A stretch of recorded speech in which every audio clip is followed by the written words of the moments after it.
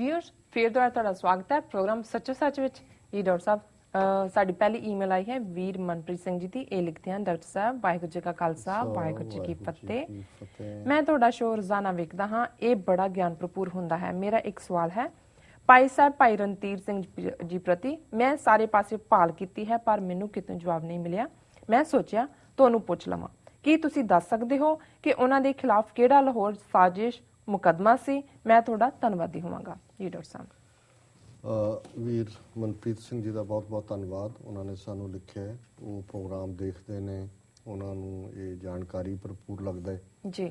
ਇਸ ਦੇ ਲਈ ਵੀ ਜਿਹੜਾ ਉਹਨਾਂ ਦਾ ਸ਼ੁਕਰੀਆ ਹੈ, ਇਹ ਆਪਣੇ ਭਾਵ ਵਿਅਕਤ ਕਰਨ ਲਈ ਸਾਨੂੰ ਖੁਸ਼ੀ ਹੁੰਦੀ ਹੈ।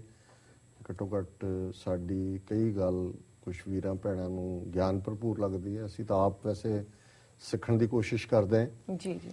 ਉਹਨਾਂ ਦਾ ਸਵਾਲ ਹੈ ਵੀ ਭਾਈ ਸਾਹਿਬ ਭਾਈ ਰਣਧੀਰ ਸਿੰਘ ਜੀ, ਜਿਨ੍ਹਾਂ ਨੇ ਲਗਭਗ 14 ਸਾਲ ਦੇ ਕਰੀਬ ਜੇਲ੍ਹ ਦੇ ਵਿੱਚ ਗੁਜ਼ਾਰੇ ਉਮਰ ਕੈਦ ਜੀ, ਔਰ ਨਾ ਸਿਰਫ ਧਾਰਮਿਕ ਦੁਨੀਆ ਦੇ ਬਾਰੇ ਤਾਂ ਬਹੁਤਿਆਂ ਨੂੰ ਪਤਾ ਹੈ ਸਿੱਖ ਜਗਤ ਦੇ ਵਿੱਚ ਕਿ ਉਹਨਾਂ ਦੀਆਂ ਕੀ ਬੁਲੰਦੀਆਂ ਸਨ, ਕਿਉਂਕਿ ਉਹਨਾਂ ਦੇ ਵਰਸਾਏ ਹੋਏ ਅਖੰਡ ਕੀਰਤਨੀ ਜਥੇ ਅੱਜ ਵੀ ਦੁਨੀਆ ਭਰ ਦੇ ਵਿੱਚ ਸਿੱਖੀ ਪ੍ਰਚਾਰ, ਅਖੰਡ ਕੀਰਤਨ ਜਿਸ ਵਿੱਚ ਰਹਿਣ ਸਬਾਈ, ਦਿਵਸ ਸੁਹੇਲਾ, ਇਹ ਸਾਰੇ ਸ਼ਬਦ ਉਹਨਾਂ ਦੀ ਉਸ ਨਿਰੰਕਾਰ ਨਾਲ ਇੱਕ ਮਿਕਤਾ ਚੋਂ, ਜਿਵੇਂ ਪ੍ਰੇਮ ਦੇ ਵਿੱਚ ਘੰਟਿਆਂ ਬੱਧੀ ਕੀਰਤਨ ਦੇ ਵਿੱਚ ਗੁੜੁੰਦ ਹੋ ਜਾਣਾ ਜੀ, ਔਰ ਕਈ ਕਈ ਘੰਟੇ ਸਾਰੀ ਰਾਤ ਕੀਰਤਨ ਕਰਨਾ, ਇਹ ਉਹਨਾਂ ਦੀਆਂ ਹੀ ਜਿਹੜੀਆਂ ਨੇ ਦਿੱਤੀਆਂ ਹੋਈਆਂ ਪਰੰਪਰਾਵਾਂ ਨੇ, ਜਿਨ੍ਹਾਂ ਦੇ ਨਾਲ ਅੱਜ ਵੀ ਜਿਹੜਾ ਹੈ ਸਿੱਖ ਜਗਤ ਦੇ ਵਿੱਚ ਨਾ ਸਿਰਫ ਇਹ ਫੀਲਡ ਪੰਥਕ ਜਿਹੜਾ ਪਿੜ ਹੈ ਉਹਦੇ 'ਚ ਵੀ ਅਸੀਂ ਦੇਖਦੇ ਹਾਂ ਜੀ ਕਿ ਕਿਵੇਂ 13 ਅਪ੍ਰੈਲ 1978 ਦੀ ਵਿਸਾਖੀ ਨੂੰ ਵੀ ਜਿਹੜੇ ਸਿੰਘ ਸ਼ਹੀਦ ਭਾਈ ਫੌਜਾ ਸਿੰਘ ਤੇ ਉਹਨਾਂ ਦੇ ਸਾਥੀ ਸਿੰਘ ਸ਼ਹੀਦ ਹੁੰਦੇ ਨੇ, ਉਹਨਾਂ 'ਚੋਂ ਜ਼ਿਆਦਾ ਅਖੰਡ ਕੀਰਤਨੀ ਜਥੇ ਦੇ ਔਰ ਫਿਰ ਟਕਸਾਲ ਦੇ ਸਿੰਘ ਸਨ ਜੀ। ਇਸ ਤੋਂ ਇਲਾਵਾ ਸੰਘਰਸ਼ ਦੇ ਵਿੱਚ ਵੀ ਜਿਹੜੀ ਪ੍ਰਮੁੱਖ ਜਥੇਬੰਦੀਆਂ, ਜਿਨ੍ਹਾਂ 'ਚ ਬੱਬਰ ਖਾਲਸਾ ਇੰਟਰਨੈਸ਼ਨਲ ਦਾ ਇੱਕ ਆਪਣਾ ਮੁਕਾਮ ਰਿਹਾ ਔਰ ਅੱਜ ਵੀ ਹੈ, ਉਹਨਾਂ ਦਾ ਵੀ ਕਿਤੇ ਨਾ ਕਿਤੇ ਬਹੁਤ ਸਾਰਾ ਸਬੰਧ ਜਾ ਕੇ ਅਖੰਡ ਕੀਰਤਨੀ ਜਥੇ ਜਾਂ ਉਹਨਾਂ ਸਿੰਘਾਂ ਪਰਿਵਾਰਾਂ ਦੀਆਂ ਹੀ ਪ੍ਰੇਰਨਾਵਾਂ ਜਾਂ ਉਹਨਾਂ ਦੇ ਜਿਹੜੀਆਂ ਲੀਹਾਂ ਦੇ ਉੱਤੇ ਹੀ ਉਹ ਚੱਲੇ ਨੇ ਜੀ। ਜਿਹੜਾ ਜਿਸ ਗੱਲ ਦਾ ਭਾਈ ਸਾਹਿਬ ਦੀ ਜਿਹੜੀ ਜੀਵਨ ਯਾਤਰਾ ਹੈ ਜਾਂ ਜੀਵਨ ਦੇ ਵਿੱਚ ਬਹੁਤਿਆਂ ਨੂੰ ਪਤਾ ਨਹੀਂ ਹੈ, ਜਾਂ ਜਿਹਨਾਂ ਨੂੰ ਪਤਾ ਹੈ ਉਸ ਨੂੰ ਥੋੜ੍ਹਾ ਜਿਹਾ ਅੰਡਰ ਪਲੇ ਕਰਦੇ ਨੇ, ਕਿ ਭਾਈ ਸਾਹਿਬ ਇੱਕ ਪੂਰਨ ਤੌਰ ਦੇ ਉੱਤੇ ਸੰਤ ਸਿਪਾਹੀ ਸਨ। ਜਿੱਥੇ ਉਹਨਾਂ ਨੇ ਬੰਦਗੀ, ਕੀਰਤਨ, ਸਿਮਰਨ ਇਸ ਦੀਆਂ ਬੁਲੰਦੀਆਂ ਛੋਹੀਆਂ, ਉੱਥੇ ਉਹ ਪੰਥਕ ਆਜ਼ਾਦੀ, ਉਹਨਾਂ ਦਾ ਇਹ ਕਨਸੈਪਟ ਬੜਾ ਕਲੀਅਰ ਸੀ ਕਿ ਜਿਹੜਾ ਪੰਥ ਹੈ, ਖਾਲਸਾ ਪੰਥ, ਕਿਸੇ ਦਾ ਦੁਬੈਲ, ਕਿਸੇ ਦਾ ਗੁਲਾਮ ਨਹੀਂ ਬਣ ਸਕਦਾ ਜੀ। ਇਹ ਵੀ ਠੀਕ ਹੈ ਕਿ ਉਹ ਕੋਈ ਧਰਤੀ ਮਾਤਾ ਦੇ ਕਨਸੈਪਟ ਨਾਲ ਨਹੀਂ ਸੀ ਜੁੜੇ ਹੋਏ, ਜਿਵੇਂ ਕਿ ਅੱਜ ਦੀ ਦੇਸ਼ ਭਗਤੀ ਦਾ ਮਤਲਬ ਭਾਰਤ ਮਾਤਾ ਕੀ ਜੈ। ਉਹ ਪੰਥ ਆਜ਼ਾਦ ਦੇ ਹਾਮੀ ਸਨ ਔਰ ਜਦੋਂ ਅੰਗਰੇਜ਼ਾਂ ਦੇ ਖਿਲਾਫ ਉਹਨਾਂ ਨੇ ਗਦਰ ਲਹਿਰ ਦੇ ਵਿੱਚ ਸ਼ਮੂਲੀਅਤ ਕੀਤੀ ਤੇ ਉਦੋਂ ਵੀ ਉਹਨਾਂ ਦਾ ਕਨਸੈਪਟ ਇਹੀ ਸੀ। ਜਿਹੜੀਆਂ ਬਹੁਤ ਸਾਰੀਆਂ ਉਹਨਾਂ ਦੀਆਂ ਲਿਖਤਾਂ ਨੇ, ਉਹ ਜੇਲ੍ਹ ਚਿੱਠੀਆਂ ਹੋਣ, ਉਹ ਗੁਰਮਤਿ ਵਿਵੇਕ ਹੋਏ, ਉਹ ਦੂਸਰੀਆਂ ਉਹਨਾਂ ਦੀਆਂ ਰਚਨਾਵਾਂ ਹੋਣ, ਉਹਦੇ 'ਚੋਂ ਇੱਕ ਗੱਲ ਸਪਸ਼ਟਤਾ ਦੇ ਨਾਲ ਉੱਭਰਦੀ ਹੈ ਜੇਲ੍ਹ ਚਿੱਠੀਆਂ 'ਚ ਖਾਸ ਤੌਰ ਤੇ ਜੀ, ਕਿ ਕਿਵੇਂ ਉਹ ਇਸ ਗੱਲ 'ਚ ਯਕੀਨ ਕਰਦੇ ਸੀ ਕਿ ਜਦੋਂ ਤੱਕ ਪੰਥ ਆਜ਼ਾਦ ਨਹੀਂ ਹੁੰਦਾ ਉਹ ਸਿੱਖੀ ਦੇ ਆਦਰਸ਼ ਪੂਰੇ ਨਹੀਂ ਹੁੰਦੇ, ਤੇ ਪੰਥ ਆਜ਼ਾਦ ਉਦੋਂ ਤੱਕ ਨਹੀਂ ਹੋਏਗਾ ਜਦੋਂ ਤੱਕ ਅੰਗਰੇਜ਼ਾਂ ਨੂੰ ਇੱਥੋਂ ਕੱਢਿਆ ਨਹੀਂ ਜਾਂਦਾ ਕਿ ਵੀ ਇਹਨਾਂ ਦੇ ਅਸੀਂ ਦੁਬੈਲ ਬਣੇ ਹੋਏ ਜੀ।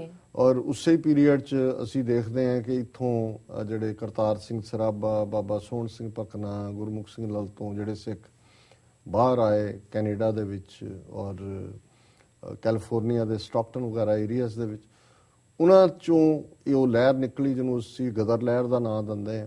ਫਿਰ ਇਹ ਗਦਰੀ ਜਿਹੜੇ ਨੇ, ਇਹਨਾਂ ਨੇ ਅੰਦਾਜ਼ਾ ਲਾਇਆ ਕਿ ਹੁਣ ਸੰਸਾਰ ਯੁੱਧ ਸ਼ੁਰੂ ਹੋਣ ਵਾਲਾ ਹੈ, ਅੰਗਰੇਜ਼ਾਂ ਨੂੰ ਜੇ ਇੱਥੋਂ ਕੱਢਣਾ ਤੇ ਕੋਈ ਵੱਡੀ ਸ਼ਕਤੀ ਵੀ, ਇਹਨਾਂ ਦੀਆਂ ਫੌਜਾਂ ਫਸੀਆਂ ਹੋਣਗੀਆਂ ਜੰਗ ਦੇ ਵਿੱਚ ਔਰ ਅਸੀਂ ਭਾਰਤ ਦੇ ਵਿੱਚ ਗਦਰ ਮਚਾਵਾਂਗੇ ਔਰ ਉਹਦੇ ਨਾਲ ਅਸੀਂ ਤਬਦੀਲੀ ਕਰਾਂਗੇ।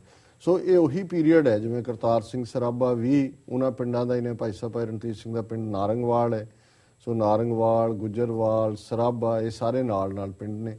ਸੋ ਕਿਉਂਕਿ ਕਰਤਾਰ ਸਿੰਘ ਸਰਾਭਾ ਰੂਹੇ ਰਵਾਂ ਸਨ ਇਹ ਸਾਰੇ ਮੂਵਮੈਂਟ ਦੀ, ਬੜੇ ਯੰਗ, 14-15 ਸਾਲ ਦਾ ਬਾਹਰ ਆਇਆ, 18-19 ਸਾਲ ਦੀ ਉਮਰ 'ਚ ਤਾਂ ਫਾਂਸੀ ਤੇ ਲੱਗ ਗਿਆ ਜੀ। ਸੋ ਭਾਈ ਸਾਹਿਬ ਭਾਈ ਰਣਧੀਰ ਸਿੰਘ, ਜਿਨ੍ਹਾਂ ਨੇ ਉਦੋਂ ਗੁਰਦੁਆਰਾ ਰਕਾਬਗੰਜ ਦੀ ਕੰਧ ਜਿਹੜੀ ਪਾਰਲੀਮੈਂਟ ਹਾਊਸ ਜਿਹੜਾ ਜਿੱਥੇ ਅੱਜ ਬਣਿਆ ਹੋਇਆ, ਇੱਥੇ ਵਾਇਸਰਾਏ ਦਾ ਘਰ ਬਣ ਰਿਹਾ ਸੀ, ਤੋਂ ਤੋੜ ਦਿੱਤੀ ਸੀ ਕਾਹਲੀ ਦੇ ਵਿੱਚ ਉਹਨਾਂ ਨੇ, ਅੰਗਰੇਜ਼ਾਂ ਨੇ, ਕਿ ਜੀ ਸੜਕ ਸਿੱਧੀ ਨਹੀਂ ਆਉਂਦੀ ਜੀ। ਸੋ ਉਹਦੇ ਖਿਲਾਫ ਜਿਹੜਾ ਭਾਈ ਸਾਹਿਬ ਨੇ ਰਕਾਬਗੰਜ ਦੇ ਉੱਤੇ ਜਿਹੜਾ ਮੋਰਚਾ ਸ਼ੁਰੂ ਹੋਣ ਵਾਲਾ ਸੀ, ਉਹਦੇ 'ਚ ਉਹ ਪੂਰੀ ਤਰ੍ਹਾਂ ਉਸ 'ਚ ਜੁਟੇ ਹੋਏ ਸੀ। ਉਸ ਤੋਂ ਇਲਾਵਾ ਵੀ ਧਾਰਮਿਕ ਹਲਕਿਆਂ 'ਚ, ਕਿਉਂਕਿ ਉਹਨਾਂ ਤੇ ਮੁੱਢਲੇ ਤੌਰ ਤੇ ਬਾਬੂ ਤੇਜਾ ਸਿੰਘ ਪੰਚਖੰਡ ਪਸੌੜ, ਜਿਹੜੇ ਭਾਵੇਂ ਬਾਅਦ 'ਚ ਆਪਣੀ ਕਿਸੇ ਖੁਨਾਮੀ ਕਰਕੇ ਪੰਥ 'ਚੋਂ ਖਾਰਿਜ ਕੀਤੇ ਗਏ, ਉਹਨਾਂ ਦਾ ਕਾਫੀ ਪ੍ਰਭਾਵ ਸੀ। ਧਾਰਮਿਕ ਜਗਤ ਦੇ ਵਿੱਚ ਭਾਈ ਸਾਹਿਬ ਦਾ ਕਾਫੀ ਨਾਂ ਸੀ। ਸੋ ਜਿਉਂ ਹੀ ਇਹ ਕੰਬੀਨੇਸ਼ਨ ਜਿਹੜਾ ਸਿਆਸੀ ਥਾਟ, ਗਦਰੀ ਥਾਟ ਵਾਲਾ ਆਇਆ, ਭਾਈ ਸਾਹਿਬ ਨੇ ਉਹਨਾਂ ਨੂੰ ਨਾ ਸਿਰਫ ਆਪਣਾ ਸਾਥ ਦਿੱਤਾ, ਉਸ ਦੇ ਨਾਲ ਹੀ ਉਹਨਾਂ ਦੀ ਹਰ ਤਰੀਕੇ ਦੇ ਨਾਲ ਉਹਨਾਂ ਦੀ ਗਾਈਡਿੰਗ ਲਾਈਨ ਵੀ ਬਣੇ। ਸੋ ਜਿਹੜੀ ਯੋਜਨਾ ਸੀ, ਉਹਨਾਂ ਨੇ ਇੱਕ ਦਿਨ ਮਿੱਥਿਆ ਕਿ ਵੀ ਇਸ ਦਿਨ ਫੌਜੀ ਜਿਹੜੀਆਂ ਛਾਉਣੀਆਂ ਨੇ, ਉਹਨਾਂ ਦੇ ਵਿੱਚੋਂ ਕੁਝ ਫੌਜੀ ਅੰਦਰੋਂ ਅਸਲਾ ਕੱਢਣਗੇ, ਕੁਝ ਜੁਆਇਨ ਕਰਨਗੇ, ਬਾਕੀ ਜਿਹੜਾ ਗਦਰ ਮਚੇਗਾ ਫਿਰ ਥਾਂ ਥਾਂ ਦੇਸੀ ਛਾਉਣੀਆਂ 'ਚੋਂ ਬਗਾਵਤਾਂ ਹੋਣਗੀਆਂ ਜੀ। ਸੋ ਭਾਈ ਸਾਹਿਬ ਦੇ ਜ਼ਿੰਮੇ ਉਸ ਪੀਰੀਅਡ ਦੇ ਵਿੱਚ ਫਿਰੋਜ਼ਪੁਰ ਛਾਉਣੀ ਦੇ ਉੱਤੇ ਧਾਵਾ ਬੋਲ ਕੇ, ਜਾਂ ਉੱਥੇ ਜਿਹੜੇ ਵੀ ਕੁਝ ਬੰਦੇ ਉਹਨਾਂ ਨੇ ਨਾਲ ਲਾਏ ਹੋਣਗੇ, ਉਹਨਾਂ ਨੇ ਉਹਨਾਂ ਨੂੰ ਜੁਆਇਨ ਕਰਨਾ ਸੀ। ਪਰ ਕਿਉਂਕਿ ਗਦਰ ਪਾਰਟੀ ਦੇ ਜਿਹੜੇ ਲੋਕ ਇੱਥੋਂ ਗਏ, ਇੱਥੋਂ ਹੀ ਅੰਗਰੇਜ਼ ਇੰਟੈਲੀਜੈਂਸ ਦਾ ਇੱਕ ਬੰਦਾ ਕਿਰਪਾਲ ਸਿੰਘ ਨਾਂ ਦਾ, ਉਹ ਇਹਨਾਂ ਦੇ ਵਿੱਚ ਵੜ ਗਿਆ ਸੀ। ਨਤੀਜੇ ਦੇ ਤੌਰ ਤੇ ਪਤਾ ਲੱਗ ਗਿਆ ਗਦਰੀ ਬਾਬਿਆਂ ਨੂੰ ਵੀ, ਜਿਹੜੇ ਉਹਨਾਂ ਦੀ ਲੀਡਰਸ਼ਿਪ ਸੀ, ਕਿ ਬੰਦਾ, ਉਹਨਾਂ ਨੇ ਗਦਰ ਦੀ ਡੇਟ ਵੀ ਬਦਲੀ, ਪਰ ਫਿਰ ਵੀ ਜਿਹੜੀ ਅੰਦਰੂਨੀ ਸਾਰੀ ਜਾਣਕਾਰੀ ਹੈ ਉਹਨਾਂ ਦੀਆਂ ਖੁਫੀਆ ਏਜੰਸੀਆਂ ਦੇ ਕੋਲ ਗਦਰੀਆਂ ਦੀ ਸਾਰੀ ਜਾਣਕਾਰੀ ਸੀ। ਸੋ ਭਾਈ ਸਾਹਿਬ ਭਾਈ ਰਣਧੀਰ ਸਿੰਘ ਵੀ ਆਪਣੇ ਸਾਥੀ ਸਿੰਘਾਂ ਦੇ ਨਾਲ ਜਦੋਂ ਗੱਡੀ ਦੇ ਵਿੱਚ ਹੀ ਸ਼ਾਇਦ ਲੁਧਿਆਣੇ ਵੱਲ ਜਾ ਰਹੇ ਸਨ, ਫਿਰੋਜ਼ਪੁਰ ਵੱਲ, ਜਿਸ ਫਿਰੋਜ਼ਪੁਰ ਛਾਉਣੀ ਤੇ ਉਹਨਾਂ ਨੇ ਕਬਜ਼ਾ ਲੈਣਾ ਸੀ ਔਰ ਉੱਥੋਂ ਅੱਗੇ ਗੱਲ ਤੁਰਨੀ ਸੀ, ਸੋ ਉਹ ਗ੍ਰਿਫਤਾਰ ਕਰ ਲਏ ਗਏ ਸੀ ਜੀ। ਹੁਣ ਇਹਨਾਂ ਦਾ ਸਵਾਲ ਦੀ ਇਹ ਬੈਕਗਰਾਉਂਡ ਹੈ, ਬਾਕੀ ਜਿਹੜਾ ਦਰਸ਼ਕਾਂ ਦੇ ਲਈ, ਸਰੋਤਿਆਂ ਦੇ ਲਈ ਵੀ ਹੁਣ ਇਹਨਾਂ ਦਾ ਸਵਾਲ ਹੈ ਵੀ ਉਹਨਾਂ ਤੇ ਕਿਹੜਾ ਲਾਹੌਰ ਕੰਸਪੀਰੇਸੀ ਕੇਸ ਚੱਲਿਆ। ਦੇਖੋ, ਉਸ ਪੀਰੀਅਡ ਦੇ ਵਿੱਚ ਬਹੁਤ ਸਾਰੇ ਜਿਹੜੇ ਲਾਹੌਰ ਕੰਸਪੀਰੇਸੀ ਕੇਸ ਉਹਨੂੰ ਕਹਿੰਦੇ ਸੀ, ਉਹ ਚਲਾਏ ਗਏ। ਪਹਿਲੇ ਤਾਂ ਲਾਹੌਰ ਕੰਸਪੀਰੇਸੀ ਕੇਸ ਬਹੁਤ ਸਾਰੇ ਗਦਰ ਮੂਵਮੈਂਟ ਵਾਲਿਆਂ ਦੇ ਨਾਲ ਸੰਬੰਧਿਤ ਹੀ ਨੇ, ਗਦਰੀਆਂ ਨਾਲ। ਸੋ ਉਹਨਾਂ ਚੋਂ ਹੀ ਜੇ ਇਹ ਉਸ ਦੀ ਕੋਈ ਰਿਸਰਚ ਕਰਨਗੇ ਕਿ ਗਦਰ ਮੂਵਮੈਂਟ ਦੇ ਵੇਲੇ, ਕਿਉਂਕਿ ਲਾਹੌਰ ਦੇ ਵਿੱਚ ਤਾਂ ਚਲੋ ਓਰੀਜਨਲ ਰੈਕੋਰਡ ਹੋਏਗਾ, ਪਰ ਕਿਤੇ ਨਾ ਕਿਤੇ ਕੁਛ ਨਾ ਕੁਛ ਜ਼ਿਕਰ ਵੀ ਹੋਏਗਾ ਕਿ ਕਿਹੜੇ ਕਿਹੜੇ ਕੇਸ ਨੇ। ਇੰਨਾ ਮੈਂ ਜ਼ਰੂਰ ਪੜ੍ਹਿਆ, ਸ਼ਾਇਦ ਉਹਨਾਂ ਦੀ ਆਪਣੀ ਲਿਖਤ ਦੇ ਵਿੱਚ ਵੀ, ਜਾਂ ਉਹਨਾਂ ਦੇ ਸਾਥੀ ਗਿਆਨੀ ਨਾਰ ਸਿੰਘ, ਉਹਨਾਂ ਦੀਆਂ ਲਿਖਤਾਂ ਜੀ, ਕਿ ਲਾਹੌਰ ਕੰਸਪੀਰੇਸੀ ਕੇਸ ਜਿਹੜੇ ਚੱਲੇ, ਉਹਨਾਂ 'ਚ ਇੱਕ ਲਾਹੌਰ ਕੰਸਪੀਰੇਸੀ ਕੇਸ ਦੇ ਵਿੱਚ ਇਹ ਵੀ ਸ਼ਾਮਲ ਸੀ, ਔਰ ਸ਼ਾਇਦ ਮੁੱਢਲੀ ਅਦਾਲਤ ਦੇ ਵਿੱਚ ਜਾਂ ਮੁੱਢਲੇ ਵੇਲੇ ਉਹਨਾਂ ਨੂੰ ਫਾਂਸੀ ਦੀ ਸਜ਼ਾ ਸੀ, ਬਾਅਦ ਦੇ ਵਿੱਚ ਜਿਹੜੀ ਹੈ ਉਹ ਜੱਜ ਨੇ ਬਦਲੀ ਜਾਂ ਅਪੀਲ 'ਚ ਬਦਲੀ, ਮੈਨੂੰ ਯਾਦ ਨਹੀਂ ਹੈ, ਫਿਰ ਉਹ ਉਮਰ ਕੈਦ ਉਹਨਾਂ ਨੂੰ ਹੋਈ, ਕਿਉਂਕਿ ਲਾਹੌਰ ਦੇ ਵਿੱਚ ਹੀ ਹੋਇਆ ਸੀ। ਔਰ ਜਦੋਂ ਉਹਨਾਂ ਦੀ ਫਿਰ ਰਿਹਾਈ ਵੀ ਹੋਈ ਸ਼ਾਇਦ 30s ਦੇ ਵਿੱਚ, ਮੈਨੂੰ ਹੁਣ ਸਨ ਯਾਦ ਨਹੀਂ ਹੈ, 1933-34 ਸ਼ਾਇਦ ਉਹ ਬਾਹਰ ਆਏ ਨੇ। ਸੋ ਉਹ ਵੀ ਉਹਨਾਂ ਦੀ ਰਿਹਾਈ ਜਿਹੜੀ ਹੈ ਲਾਹੌਰ ਦੇ ਵਿੱਚ ਹੀ ਹੋਈ। ਸੋ ਇਸ ਤੋਂ ਇਹ ਲਾਹੌਰ ਕੰਸਪੀਰੇਸੀ ਕੇਸ ਗਦਰ ਪਾਰਟੀ ਨਾਲ ਸੰਬੰਧਿਤ ਸਨ।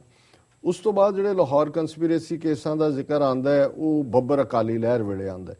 ਉਹ ਵੀ ਜਦੋਂ ਅਸੀਂ ਵੇਰਵੇ ਦੇਖਦੇ ਹਾਂ ਕਿ ਜੀ ਫਲਾਂ ਬੱਬਰਾਂ ਦੇ ਉੱਤੇ ਮੁਕੱਦਮੇ ਚੱਲੇ, ਉਹਨਾਂ 'ਚ ਵੀ ਗੱਲ ਜਿਹੜੀ ਹੈ ਲਾਹੌਰ ਕੰਸਪੀਰੇਸੀ ਕੇਸਿਸ ਦੀ ਆਉਂਦੀ ਹੈ।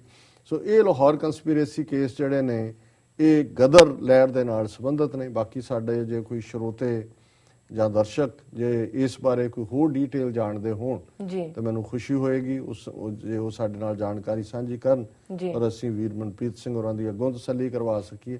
ਪਰ ਉਹ ਜੇ ਲਾਹੌਰ ਕੰਸਪੀਰੇਸੀ ਕੇਸ ਗਦਰ ਲਹਿਰ ਨਾਲ ਸੰਬੰਧਿਤ ਹੀ ਦੇਖਣਗੇ, ਤੇ ਕਿਉਂਕਿ ਉਹਨਾਂ ਦਾ ਸੰਬੰਧ ਉਹ ਸਾਰੀ ਕੇਸ ਨੇ, ਕਰਤਾਰ ਸਿੰਘ ਸਰਾਭੇ ਨੂੰ ਫਾਂਸੀ ਹੋਈ, ਕੁਝ ਹੋਰ ਗਦਰੀ ਬਾਬੇ ਫਾਂਸੀ ਤੇ ਚੜੇ, ਬਹੁਤ ਸਾਰਿਆਂ ਨੂੰ ਉਮਰ ਕੈਦ ਹੋਈ, ਔਰ ਭਾਈ ਸਾਹਿਬ ਫਿਰ ਅੱਡ-ਅੱਡ ਜੇਲ੍ਹਾਂ ਦੇ ਵਿੱਚ, ਜਿਨ੍ਹਾਂ ਦੇ ਵਿੱਚ ਹਜ਼ਾਰੀ ਬਾਗ ਵਰਗੀ ਉਹ ਬੜੀ ਨੋਟੋਰੀਅਸ ਜੇਲ੍ਹ ਵੀ ਸ਼ਾਮਲ ਹੈ, ਜਿੱਥੇ ਭਾਈ ਸਾਹਿਬ ਨੇ ਬੜੀ ਘਾਲਣਾ ਘਾਲੀ। ਉੱਥੇ ਉਹਨਾਂ ਨੇ ਵਰਤ ਵੀ ਰੱਖਿਆ, ਕਿਉਂਕਿ ਉਹਨਾਂ ਦਾ ਇਹ ਵੀ ਅਸੂਲ ਸੀ ਕਿ ਆਪਣਾ ਲੰਗਰ ਉਹ ਆਪ ਤਿਆਰ ਕਰਦੇ ਸੀ, ਔਰ ਧਾਰਮਿਕ ਅਕੀਦੇ 'ਚ ਕਿਸੇ ਇੰਟਰਫੀਰੈਂਸ ਨੂੰ ਨਹੀਂ ਸੀ ਸਹਾਰਦੇ।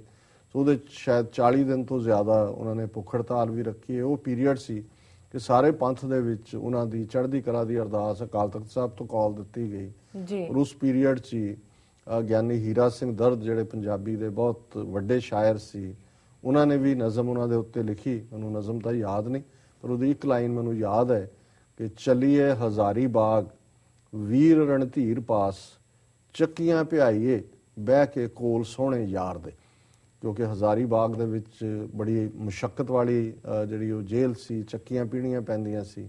ਸੋ ਉਹਨਾਂ ਨੇ ਲਿਖਿਆ ਕਿ ਚੱਲੀਏ ਹਜ਼ਾਰੀ ਬਾਗ ਵੀਰ ਰਣਧੀਰ ਪਾਸ ਚੱਕੀਆਂ ਭਿਆਈਏ ਬਹਿ ਕੇ ਕੋਲ ਸੋਹਣੇ ਯਾਰ ਦੇ। ਜੀ ਸੋ ਵੀਰ ਮਨਪ੍ਰੀਤ ਸਿੰਘ ਜੀ ਦਾ ਬਹੁਤ ਬਹੁਤ ਧੰਨਵਾਦ, ਉਹਨਾਂ ਨੇ ਸਾਨੂੰ ਲਿਖਿਆ। ਜੀ ਡਾਕਟਰ ਸਾਹਿਬ, ਇਸ ਦੇ ਨਾਲ ਇਸ਼ਾਰਾ ਵੀ ਹੋ ਗਿਆ ਬ੍ਰੇਕ ਤੇ ਜਾਣ ਦਾ। ਵੀਅਰਸ, ਤੁਸੀਂ ਕਿਤਨੀ ਜਾਣਾ, ਮਿਲਦੇ ਆ ਛੋਟੇ ਵਕਫੇ ਤੋਂ ਬਾਅਦ।